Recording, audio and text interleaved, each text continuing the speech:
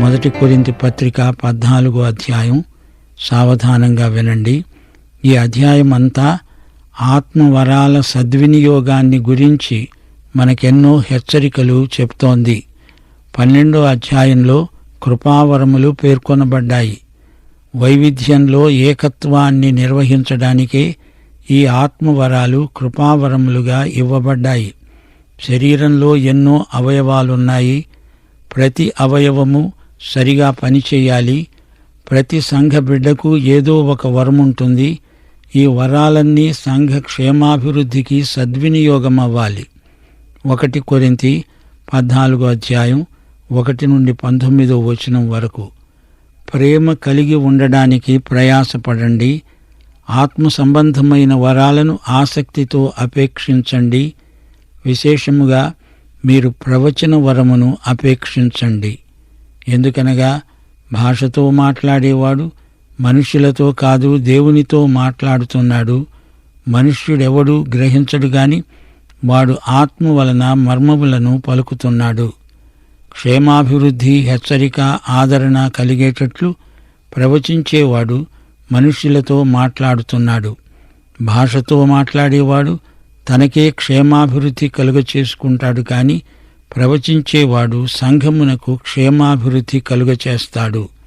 మీరందరూ భాషలతో మాట్లాడాలని కోరుతున్నాను గాని మీరు ప్రవచించాలని మరి విశేషముగా కోరుతున్నాను.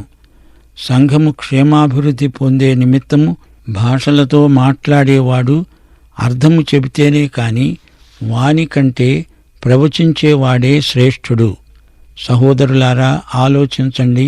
భాషలతో మాట్లాడుతూ నేను మీ వద్దకు వచ్చి సత్యమును బయలుపరచాలని అయినా, జ్ఞానోపదేశము చెయ్యాలని అయినా, ప్రవచించవలనని అయినా, బోధించవలనని అయినా మీతో మాట్లాడకపోయిన ఎడల నా వలన మీకు ప్రయోజనమేమిటి?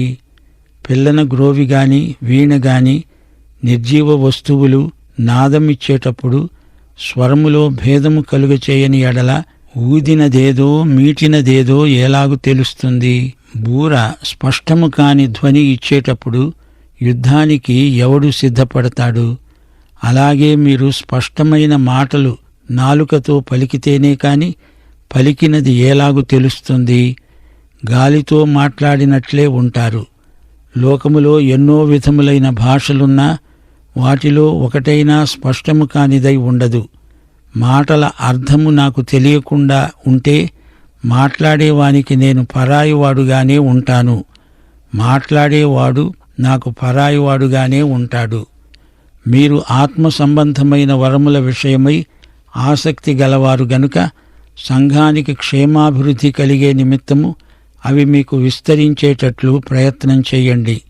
భాషతో మాట్లాడేవాడు అర్థము చెప్పే శక్తి కలగడానికి ప్రార్థన చెయ్యాలి. నేను భాషతో ప్రార్థన చేసిన ఎడల నా ఆత్మ ప్రార్థన చేస్తుంది గాని నా మనస్సు ఫలవంతముగా ఉండదు. కాబట్టి ఆత్మతో ప్రార్థన చేస్తాను, మనస్సుతోనూ ప్రార్థన చేస్తాను. ఆత్మతో పాడతాను, మనస్సుతోనూ పాడతాను.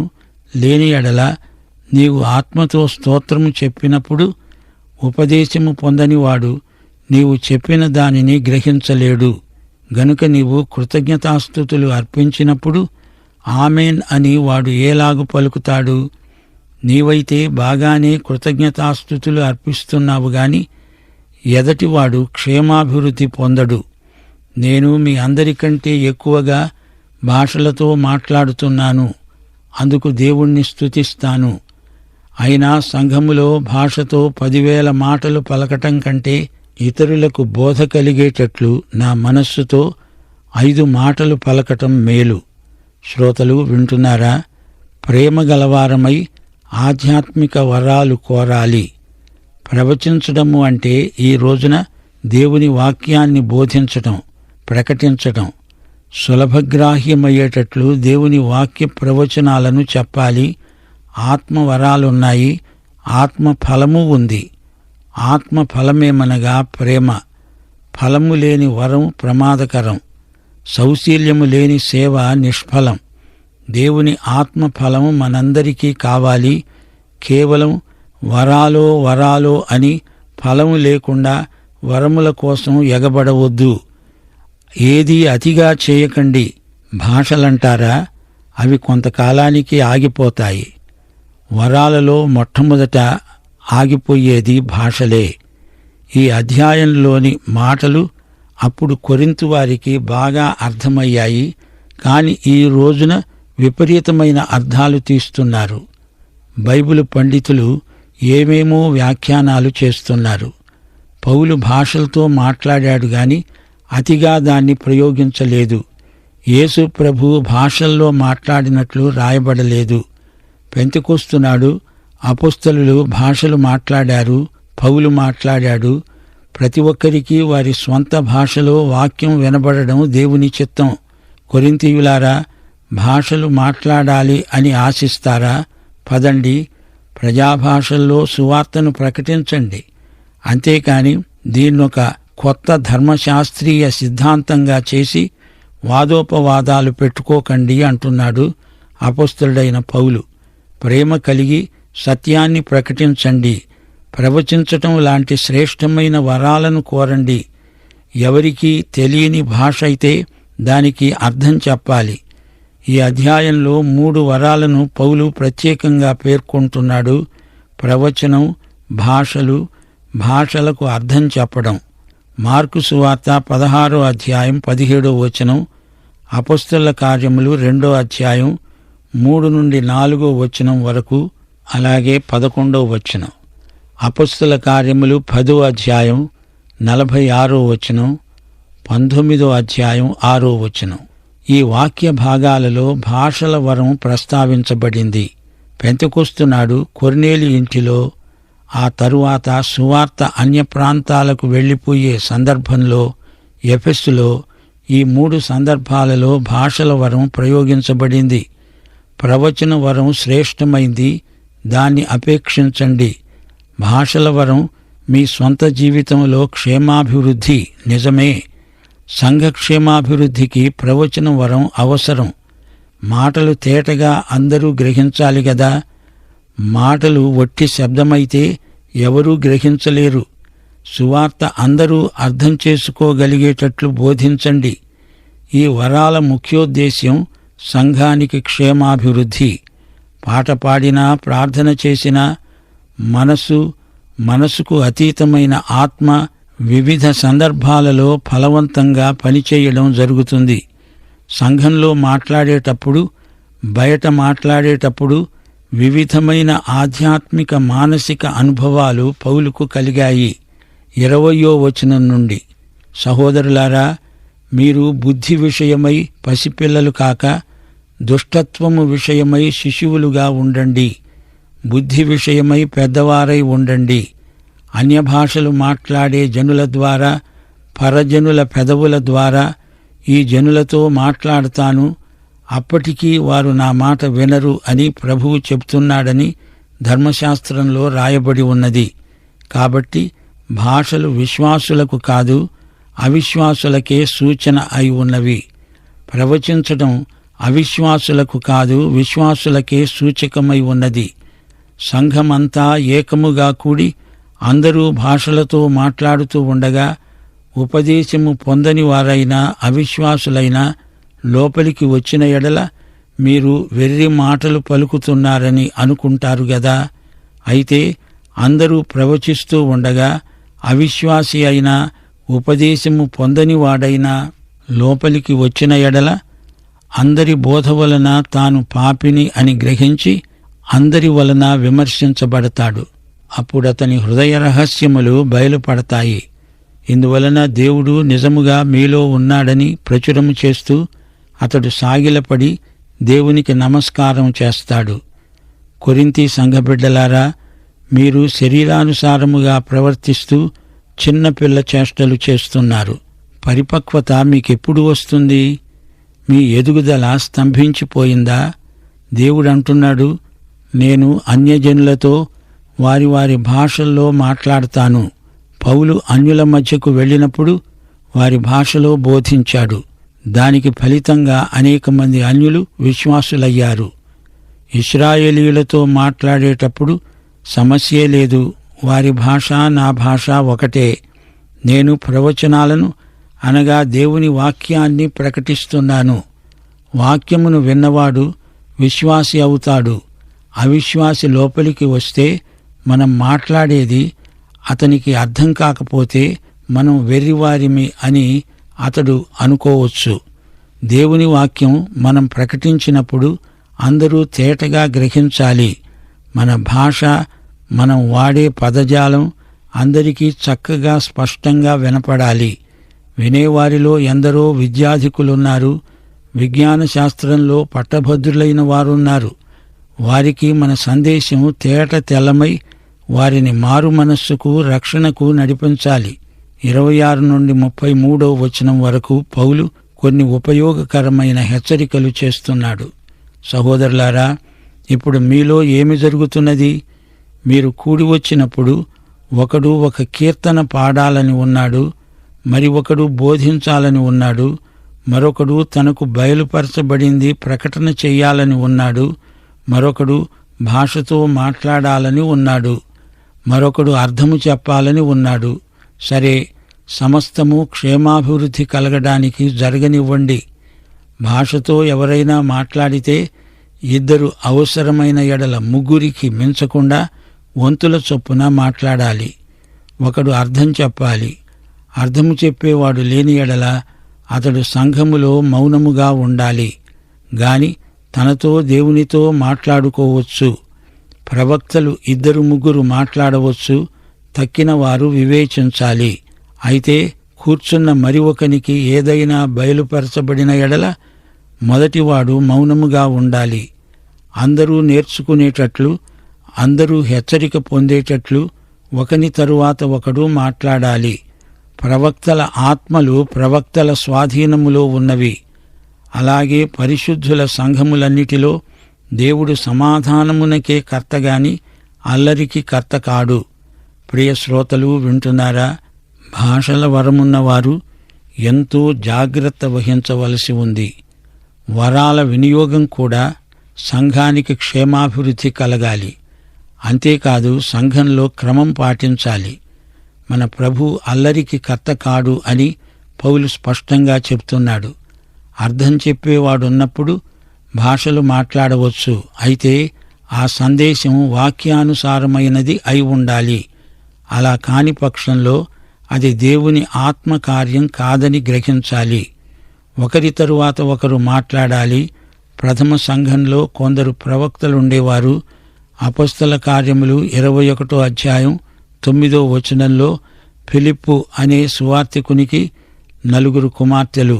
వీరు ప్రవచించేవారు. అలాగే అగబు అనే ప్రవక్త ఉండేవాడు. ఆ తరువాత సంఘములో ప్రవక్తలు అని ప్రత్యేకంగా ఎవరు లేరు.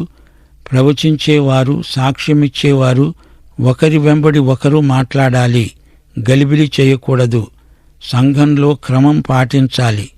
34 నుండి 40వ వచనం వరకు స్త్రీలు సంఘములో మౌనముగా ఉండాలి. వారు లోబడి ఉండవలసినదే కాని మాట్లాడడానికి వారికి సెలవు లేదు. ఇలాగే ధర్మశాస్త్రము కూడా చెబుతున్నది. వారు ఏమైనా నేర్చుకొనగోరిన ఎడల ఇంట్లో తమ తమ భర్తలను అడగాలి. సంఘములో స్త్రీ మాట్లాడడము అవమానము.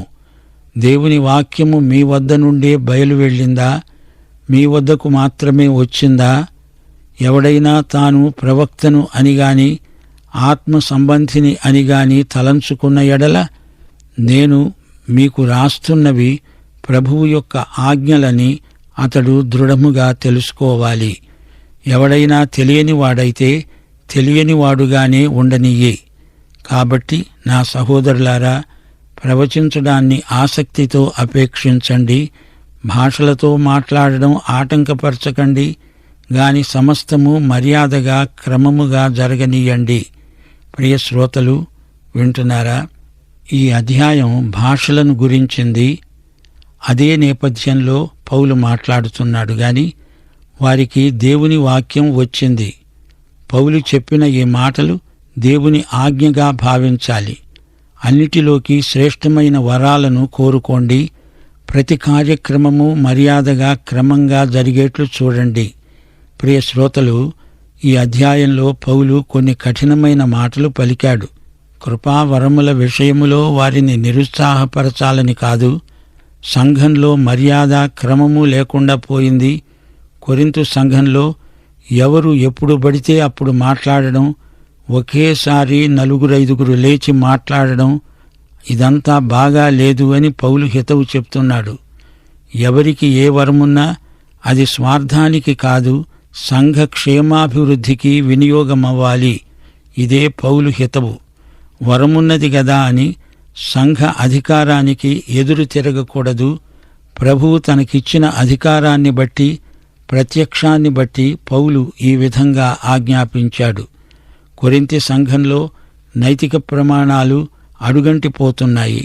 కొరింథీ సంఘానికి ఇవ్వబడిన ఈ హెచ్చరికల్లో కొన్ని స్థానికమైనవి.